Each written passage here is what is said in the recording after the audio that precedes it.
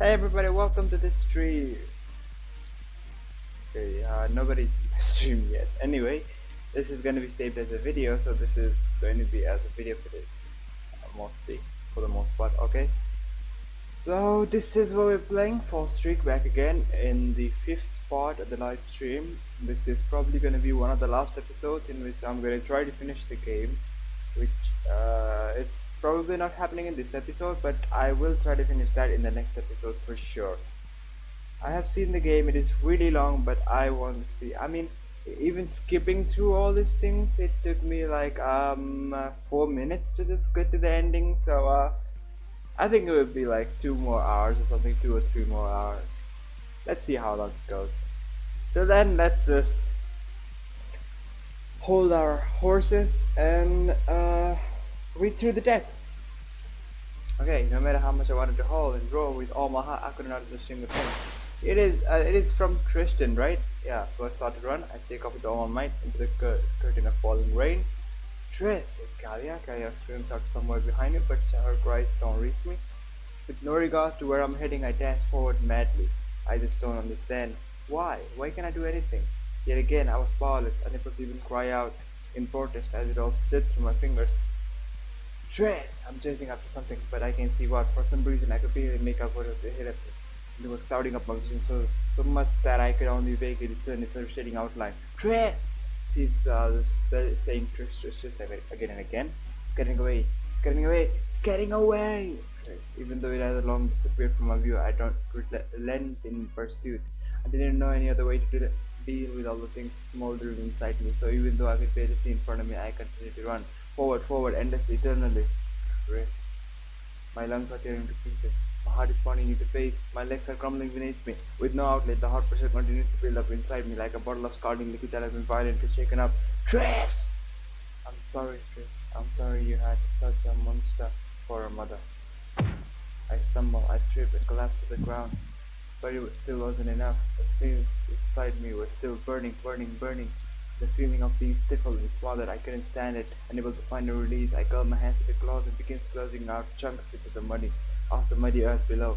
But unstated by its lack of resistance, I began to rip my skin and hear feverishly. I wanted to scream out with all my soul, cursing this world for tearing away what I held dear, but I had no head to, no voice to protest the world's cruelty.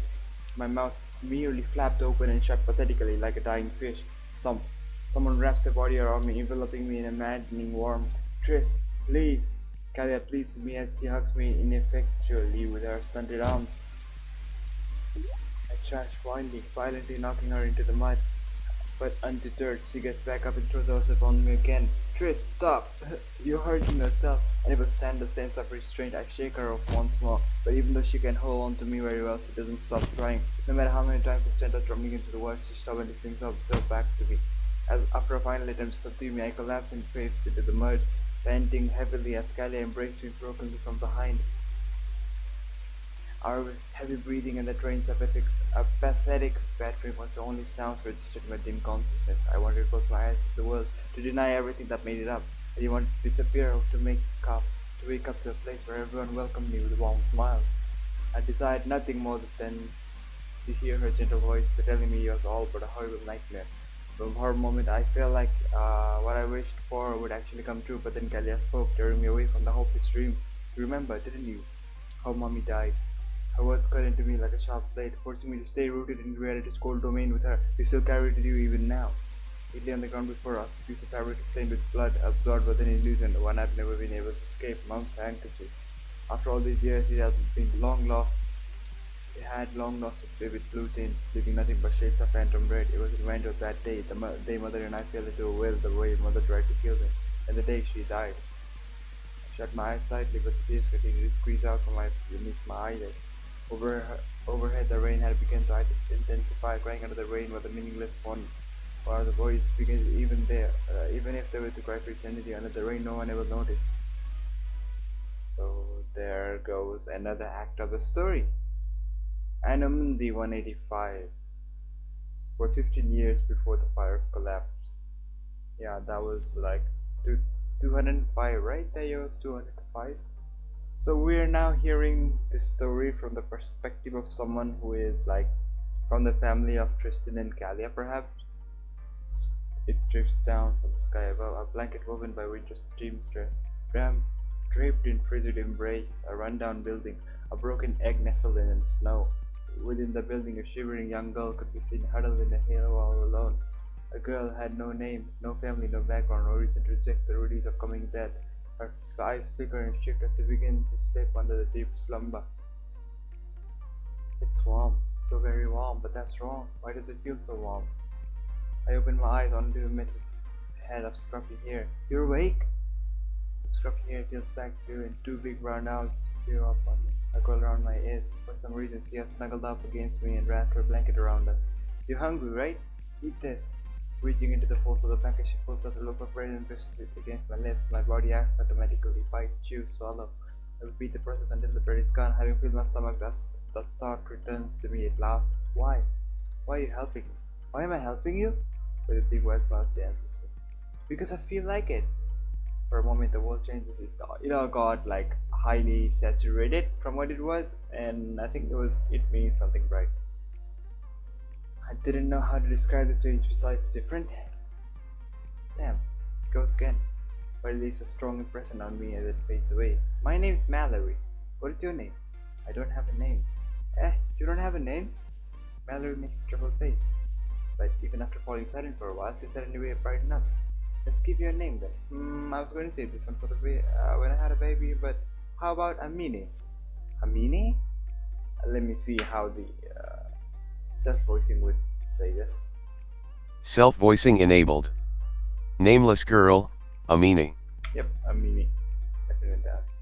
Amini's Self-voicing disabled. Amini's a pretty name because you can shorten it to Amy. Amy means friend, you know? That's what Big Sis told me. Friend. Do you like it? I nod. Okay then, nice to meet you, Amini. I'm new at the orphanage, so I don't know anyone yet. But now I'm our first friend here. Hoo-hoo. Mallory smiles bashfully. Mallory. Yes, Amy? Mallory, Amy. Mallory, Amy.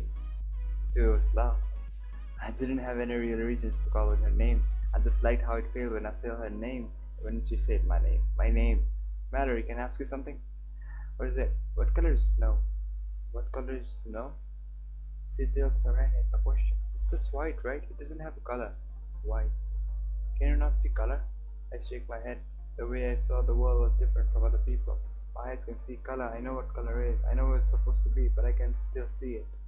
Huh? I don't really get it. I don't either, but I think I saw it for a bit. I think I saw color when he spoke to me. So this all this like what is it called, desaturation is all a result of her not seeing color. So she saw the color for like 3 seconds when she said that her name was she gave her the loaf of bread, but then the color disappeared. Okay, really? That means there's hope. We need to figure it out. Not being able to see colors sounds so sad. We'll definitely find a way to make you see it. Pinky swear. Okay then, my life changed on that day. A lone girl with no background or identity. There had been no future for me, who balanced in a fragile prison with no past to support me. But by meeting with Mallory, I gained something. I mean, this story is so incomplete. Like, what happened to the girl? What was her name? The actual protagonist of the story. I mean, the protagonist can change anytime, but the protagonist at the beginning of the story, what was her name? Adelise or something? Yeah, her story is left incomplete. She was left in the home of that girl. What was that girl? Miss Faye or something? Yeah, in that home, she's just there. What happened to her story? What happened to her just being entrapped in that own world of hers? She never saw that world ever again. Like, it was just 3 days and she never went to that world again.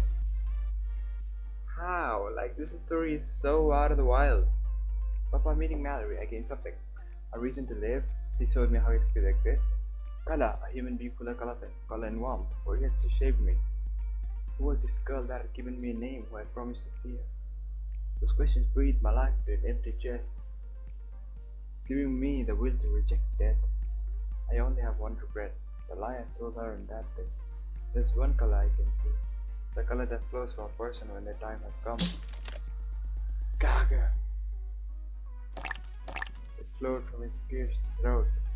A beautiful, vivid hue, painting over the monochrome canvas of the world. The color was not as vibrant as when Mallory spoke to me, but it filled me with an ecstasy that numbed my mind.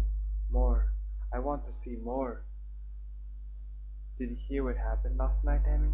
A boy slipped and fell in the kitchen. He was holding a knife and it went straight through his throat. So disturbing.